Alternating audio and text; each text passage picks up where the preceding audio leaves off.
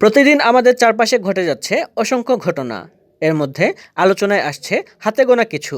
তবে সময় ও পরিস্থিতির পরিপ্রেক্ষিতে গুরুত্বপূর্ণ হয়ে ওঠে বেশ কিছু বিষয়। এগুলো জানা না থাকলে আমাদের অনেক ক্ষেত্রে পিছিয়ে পড়তে হয়।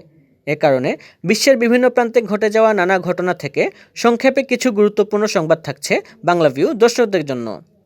করোনায় আরও 540 জনের মৃত্যু, শনাক্ত 3,17,000। করোনা ভাইরাসে আক্রান্ত হয়ে বিশ্বে গত 24 ঘন্টায় 540 জনের মৃত্যু হয়েছে। এ সময় নতুন করে সংক্রমিত হয়েছেন 3,17,064 জন। আর করোনা থেকে সুস্থ হয়েছেন 1,97,508 জন। এ নিয়ে মহামারী শুরুর পর থেকে বিশ্বজুড়ে মৃতের সংখ্যা দাঁড়িয়েছে 66,71,886 জনে।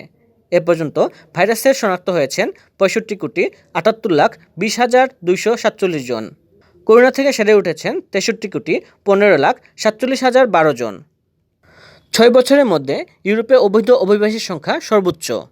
ইউরোপের সীমান্তরক্ষা সংস্থা ফ্রন্টেক্স জানিয়েছে, ইউরোপের দেশগুলোতে অবৈধভাবে প্রবেশ গত বছরের তুলনায় উল্লেখযোগ্য হারে বেড়েছে।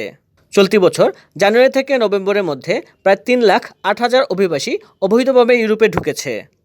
ফ্রন্টেক্স জানিয়েছে, এ সংখ্যা গত বছরের তুলনায় 68% বেশি। আর 2016-এর পর থেকে এটি সর্বোচ্চ। অবৈধভাবে যারা ঢুকেছেন তাদের মধ্যে সবচেয়ে বেশি আছেন ইতালিতে। এবছর নভেম্বর পর্যন্ত প্রায় 98,000 অভিবাসন প্রত্যাশী ইতালিতে গেছেন বলে জানা গেছে। 2টি গ্রহে প্রাণী পাওয়ার আশা বিজ্ঞানীদের। পৃথিবী থেকে 218 আলোকবর্ষ দূরে লিরা নক্ষত্রমণ্ডলে 2টি গ্রহের বিপুল পরিমাণে পানি পাওয়ার আশা জাগিয়েছেন বিজ্ঞানীরা।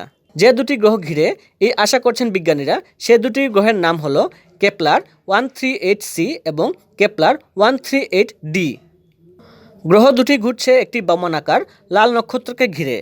গ্রহ দুটির গতিপথকে দেখে মহাকাশ বিজ্ঞানীরা ধারণা করছেন এতে প্রচুর পরিমাণের পানির ভাণ্ডার রয়েছে। কানাডার একটি বিশ্ববিদ্যালয় এক্সোপ্ল্যানেট নিয়ে গবেষণা করছিল।